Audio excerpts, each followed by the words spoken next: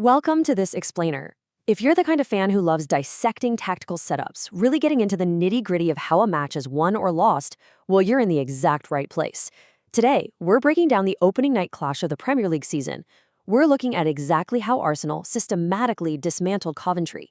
We're going to dive deep into how a high-pressing system can just completely suffocate an opponent, and we'll use the underlying data to tell the real story behind this 3-0 victory. Right off the bat, I want to ask you a question. How long does a newly promoted team's game plan actually last against the defending champions? In football, we talk a lot about tactical cause and effect. A team comes up from the lower division, they're full of hope, adrenaline's pumping, and they've got this very specific defensive strategy to try and survive their first massive test. But as we're about to see, momentum can shift in the absolute blink of an eye when you're up against an elite press. Section 1. Welcome to the Premier League context of the clash. To really appreciate what went down on the pitch, we've got to look at the historical and competitive context here. We've got the defending Premier League champions matching up against the newly promoted championship winners. And what makes this incredibly special? It's their very first league meeting in 25 years. So Frank Lampard's Coventry side stepped onto that pitch facing a massive, and I mean massive, physical and technical jump. The gap between dominating the championship and surviving opening night against the reigning champs? Well, it's arguably the steepest learning curve in domestic football.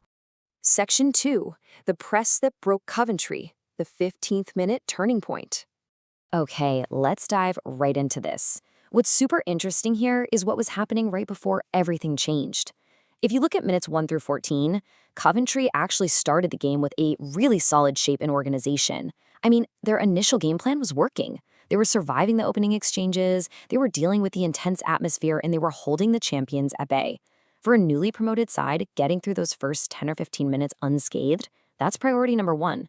But then, Arsenal triggered a tactical trap. Let's look at this exact sequence to see how it builds, because honestly, this is exactly how you unlock a stubborn defense. Step 1. Arsenal initiates this ferocious high press on the left side. Christos Tzolis aggressively wins the ball back high up the pitch, completely catching Coventry's Van Ewijk out of position. Step 2. The very second that turnover happens, Calafiori instantly slides a pass inside. And step 3, Kai Havertz is right there to finish it first time. Boom. 1-0. Literally in a matter of seconds, Coventry's early defensive organization was just shattered by a perfectly executed high press turnover. Now, we absolutely have to talk about the catalyst for that sequence. Christos Tzolis was an absolute revelation.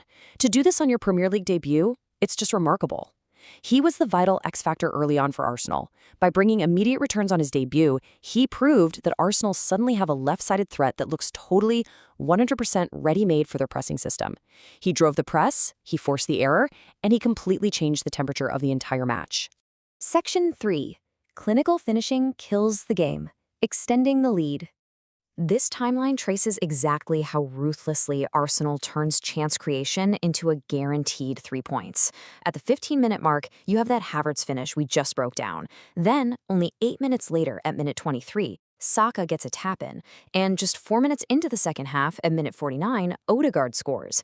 This chronological progression perfectly illustrates how incredibly fast this game was, put completely out of reach for Frank Lampard's man. Seriously, once the dam broke, Arsenal were just relentless. So the crucial thing to note here is exactly how Arsenal manufactured these next goals. For the second goal in the 23rd minute, Declan Rice, who by the way brilliantly controlled the middle of the park all night, he drives forward, he finds Tzolis again, marking Tzolis' second crucial involvement of the match. Tzolis whips in a dangerous delivery, the Coventry goalkeeper Rushworth can only parry it, and Saka is right there waiting at the back post for a sharp, simple tap-in. Then for the third goal, Ben White finds Captain Martin Odegaard, who manages to scuff one in to make it 3-0 and officially declare game over. Oh, and it's definitely worth noting the lineup decision here. Kai Havertz actually started ahead of Gyökeres, and he immediately rewarded that decision by opening the scoring. Moving on to Section 4. Total dominance by the numbers, the statistical proof. So let's look at the expected goals, or XG, because it confirms exactly what our eye test already told us. Arsenal generated a 1.7 XG, while Coventry produced just a meager 0.2. But you know what's absolutely fascinating about Arsenal's 1.7 figure? It aligns almost exactly with their 1.74 average from last season's title-winning campaign. Talk about remarkable consistency. They are producing the exact same high quality of chances that literally won them the lead. And wow, this number brilliantly illustrates the true story of the match: 36 versus 4. This is the staggering contrast in opposition box touches.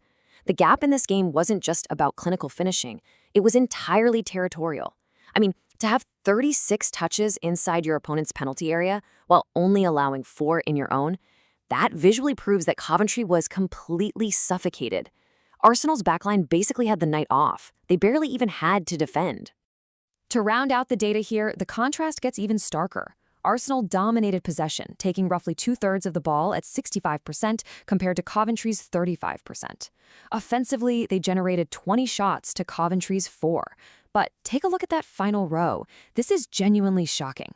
Coventry did not make a single tackle until the 69th minute of the match. Let that sink in. That perfectly highlights how deeply they were pinned back once Arsenal's high press clicked into gear. Arsenal's chance creation sat at their usual elite level, but the real difference was just how effortlessly and ruthlessly they squeezed the pitch to guarantee this win. Finally, Section 5. The verdict for both teams. What it means. So for Arsenal, laying down an early marker like this, it's exactly what you want. It was completely drama-free, they secured all 3 points, got a clean sheet, their backline had a super easy night, and a brand new signing in Tzolis already looks incredibly dangerous.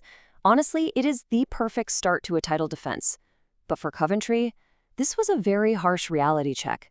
Frank Lampard's side will undoubtedly have much better days ahead of them, for sure, but this match was a stark reminder that the physical and technical jump from the Championship up to the Premier League is very, very real. Which brings us to our final thought. Arsenal handled this opening test effortlessly. They completely dismantled a newly promoted side. But how will this new high press fare when the tests inevitably get harder as the season grinds on? It's definitely something to keep your eyes on as we watch Arsenal's ceiling develop this year. Thank you so much for joining me for this explainer. Keep learning, keep analyzing, and we'll see you next time.